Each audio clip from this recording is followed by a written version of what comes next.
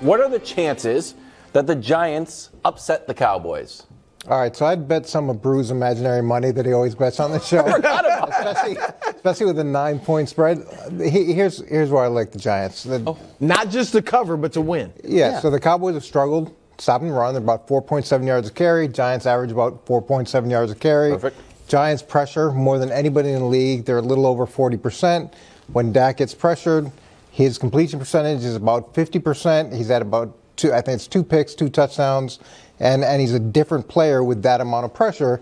So if the Giants can consistently run the ball, which I think they will, I think Brian will stay with it throughout the game, whether or not it works early or not. I think they'll go after Parsons and force him to play big boy football and let the chips fall where they may. Go after Parsons, you mean just run right at Parsons? I think you want to attack him. I think you want to take that aggressiveness away from him, force him to deal with a lot of runs early, so that it slows them down, and then the Giants keep it close late in the game. And that's where the Giants have excelled, is being great late in the game. Keep it close late in the game. Love it. Look, it would be very Cowboys-like to lose this game, right? Because for the last quarter century, whenever we've wanted to believe in them, they've had a clunker. And I don't look, the Giants are having a great year. I don't want to disrespect them.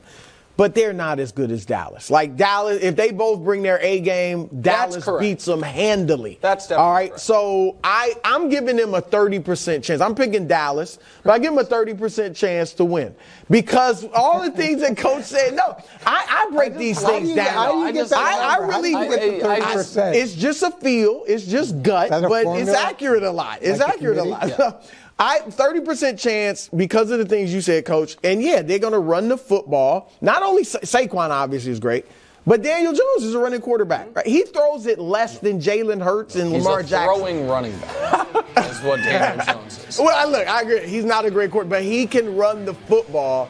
But I just think Dallas has too much for them. I don't think they will let up off the big win. I think they'll let up at some point later in the season. But this Thursday, national TV, Thanksgiving, Cowboys too much. This to me is as fascinating of a Thanksgiving Day game as we've had in years because of what it means for both teams. If the Giants lose, and I apologize, Coach, because I know how close you are with Dable, it could fall apart quickly. That Lions loss for them, when you look at what the Giants have the rest of the season, they have the toughest remaining schedule, and that's by winning percentage for this season, not like my preseason schedule predictions. We now have actual data. The Giants still have an Eagles game, 2 games against Washington, a Washington team that all of a sudden, Washington's won, 5 out of 6? Washington with Heineke is a real football team. The Giants have a brutal rest of the way. And it is in play that they go from 7-2 to missing the playoffs. I'm not saying I'm predicting it. Right now, Vegas has them at about 55% to make the playoffs, 45% to miss.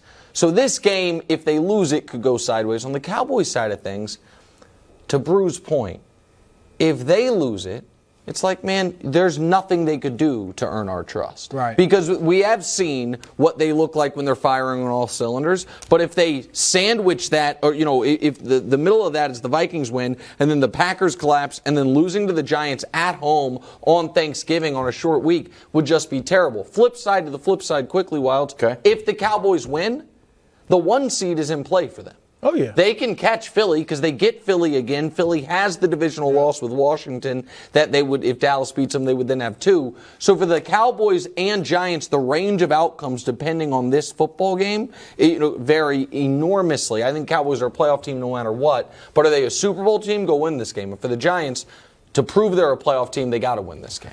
These teams have the same exact record. And take you behind the curtain a little bit. KW was on the morning call. And the question originally was, do the Giants have any chance of winning? And I said, I don't like that question. That's not what you said.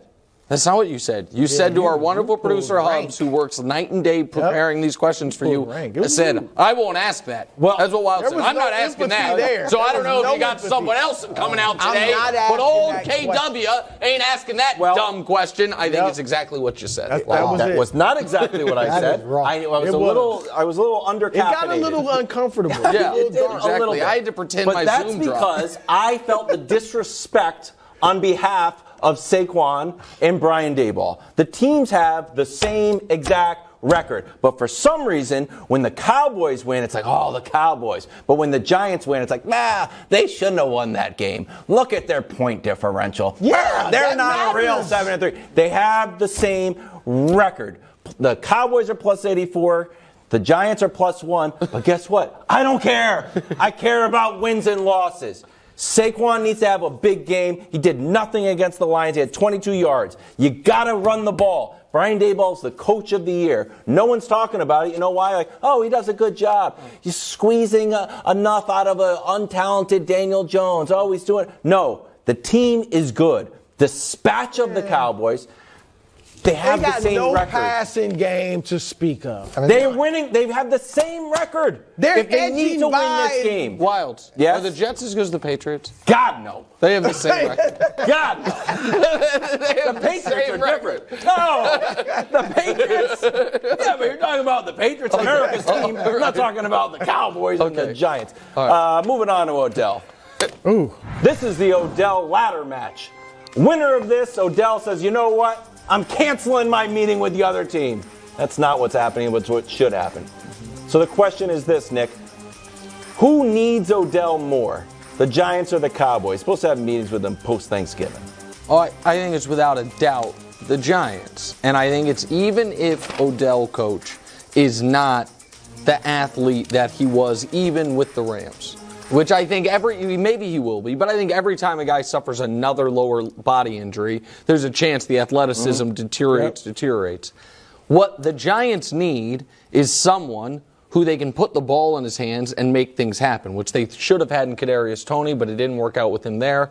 Odell could do that. I also think offensively, he could bring a bit of a swagger to them that would be helpful, and they could use a guy who throws a nice deep ball, which they don't have. No, I mean, they do. I mean, they could. I've seen him. I mean, they drop some dimes. That would be nice for them if they want to actually throw it deep to a different receiver. So to me, it's the Giants. The Giants could use a receiver, just not this receiver. We've seen this movie before. He belongs in Dallas. If you're going to make a decision between these two teams, go to the place that's filled with stars and where he can be a complement to CeeDee Lamb, and he fits more in that environment than he does in New York and what Brian's building and their approach to team building.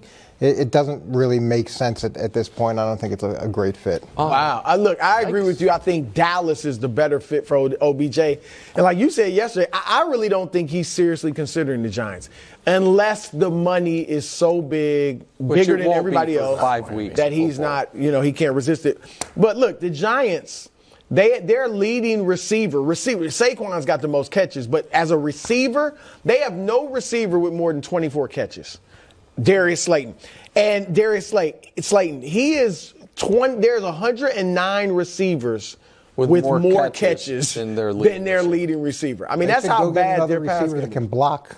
That's what they need. Yeah, no, right, because they need to run it 3 yards in the cloud. To run the ball 55 times. I like it. That's worked so far. Do it. Thanks for watching. Subscribe here to get more from the show and to check out clips from other shows on FS1.